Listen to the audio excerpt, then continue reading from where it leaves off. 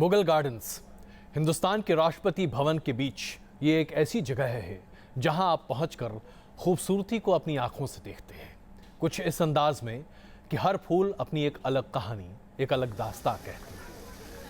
आप देखिए, ये है मुगल गार्डन्स की वो तस्वीर जो देखने के लिए, जिसे मन में सजोने के लिए हजारों की संख्या में लोग मुगल गार्डन्स पहुंचते हैं। विदेशी पर्यटक बड़ी संख्या में यहाँ आते हैं क्योंकि जो फूलों का रंग यहाँ दिखाई देता है वो शायद दुनिया में कहीं देखने को नहीं मिलता। और खास करके राष्ट्रपति भवन के साथ इस मुगल गार्डन्स में दृश्य कुछ ऐसा मनोरम होता है कि बस लोग मंत्रमुग्ध होते हैं। तो आइए आपको दिखाते हैं मुगल गार्डन्स में इस साल क्या है आपके लिए खास।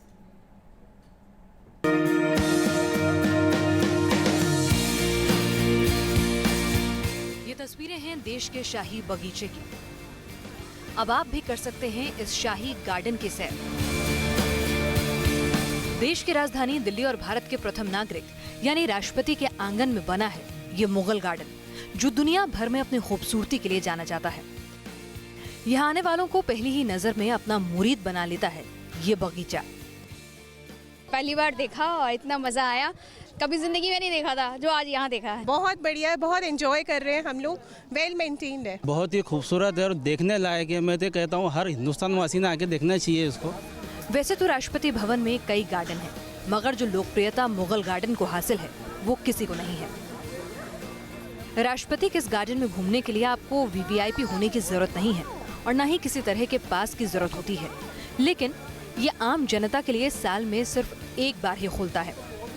यहाँ पे मुगल गार्डन में बहुत एंजॉय किया, बहुत वैरायटी के फ्लावर्स देखे। ये बिल्कुल फ्रेशनेस देती है, ऐसा लग रहा है फ्रेश ऑक्सीजन मिल रहा है, ब्रीदिंग में बहुत अच्छा लग रहा है, ब्रीथ करने में ऐसा लग रहा है यहीं पे बैठे रहे। मुगल गार्डन तकरीबन 15 एकड़ में फैला हुआ है।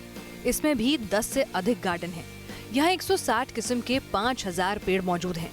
इसमें हर्बल की 33, बॉन्साई की 250 और कैक्टस की 80 किस्में शामिल हैं। इस गार्डन के इतिहास की बात करें तो ये 1928 में बनकर तैयार हुआ था और देश के पहले राष्ट्रपति डॉक्टर राजेंद्र प्रसाद ने इसे पहली बार आम जनता के लिए खोल दिया था और तभी से ये परंपरा के तौर पर चली आ रही है। Team news nation. आप दरअसल सोच रहे होंगे कि आज सबसे पहले हमने आपको मुगल गार्डन्स क्यों दिखाया। दरअसल बात यह है कि हम अपने आसपास इतनी सारी उदासी झेलते हैं, इतनी नेगेटिव खबरें झेलते हैं, राजनीति की ऊंचाई और नीचाई इतनी देखते हैं कि बेहतर है कि हम जरा फूलों के साथ अपने शाम की शुरुआत करें।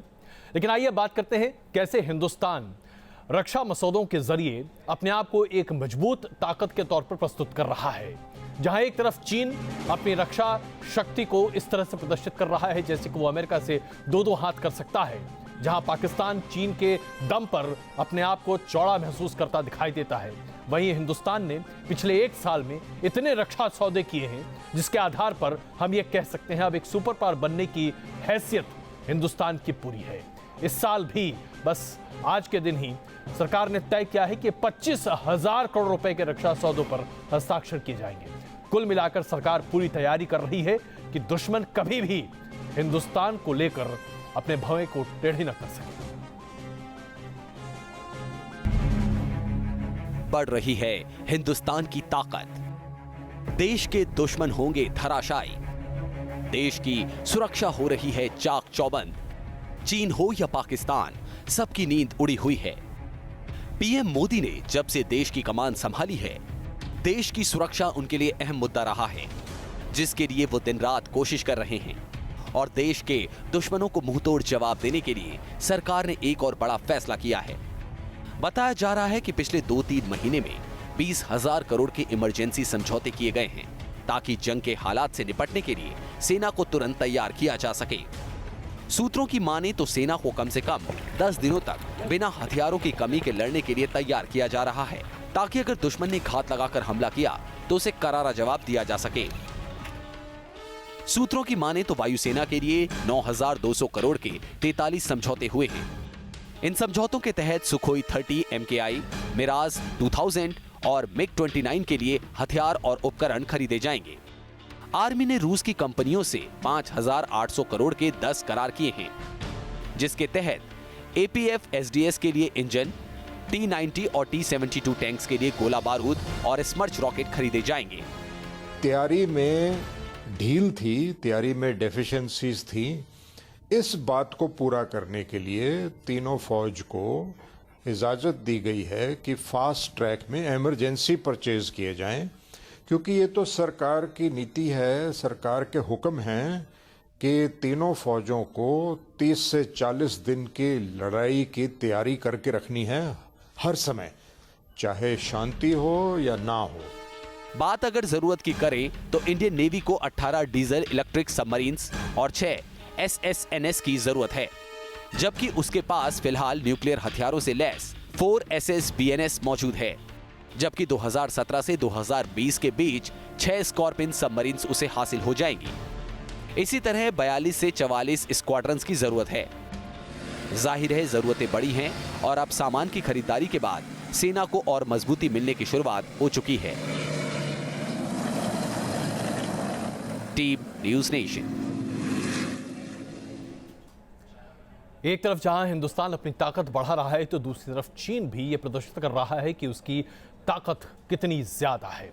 आमतौर पर अपने हथियारों के बेड़े और सैन्य क्षमता को छिपाने वाला चीन अपने इस पूरे प्रदर्शन को कैसे सामने रख रहा है आपको दिखाते हैं। चीन की पीपल्स लिबरेशन आर्मी ने हाल ही में एक सैनिक अभ्यास किया, जिसका वीडियो अब जारी किया गया है। इस वीडियो में DF-16 medium range ballistic missile को दिखाया गया है। यह मिसाइल तकरीबन 1000 किलोमीटर तक की मारक क्षमता रखती है।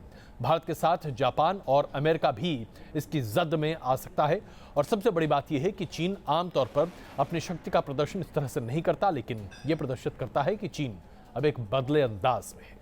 अभी तक आपने दूल्हे को घोड़ी पर सवार होते देखा होगा। हाथी और ऊंट पर भी दूल्हे जाते हैं अपनी दुल्हन को लाने के लिए, लेकिन कोटा के अनंत त्रिवेदी जो कुछ अलग ही निकले। समाजवादी पार्टी के चुनाव चिन्ह यानी कि साइकिल को इन्होंने बना लिया अपनी दुल्हनिया को घर लाने का जरिया। अपनी दुल्हनिया कविता बत्रा तक पहुंचे साइकिल पर बैठकर। कोटा की सरस्वती कॉलोनी से यह बारात निकली और साइकिल पर होती हुई नारेबाजी के साथ और एक बड़ा सा दिल अपनी साइकिल के ऊपर लगाकर निकल पड़े रोमियो साहब और पहुंच गए वहां जहां इनकी प्रिय पत्नी मौजूद थी, शादी की और साइकिल पर ही अपनी पत्नी के साथ वापस निकले। अमेरिकी राष्ट्रपति डोनाल्ड ट्रंप ने बोस्टन कोर्ट को ही नसीहत दे दी है। उनका कहना है कि एंटी इमिग्रेशन जो उनका अध्यादेश था, जिसे कोर्ट ने निरस्त किया या फिर उस पर सवाल खड़े किए, यह प्रदर्शित करता है कि क्या अमेरिकी कोर्ट अमेरिकी सरकार और अमेरिकी जनता की सुरक्षा की गारंटी लेगा। और इसके साथ साथ उन्होंने रूस के राष्ट्रपति व्लादिमीर पुतिन को किलर कहने की बात पर बड़ी आपत्ति जाहिर की। पूरे अमेरिका में हलचल है कि आखिरकार डोनाल्ड ट्रंप कर क्या रहे हैं।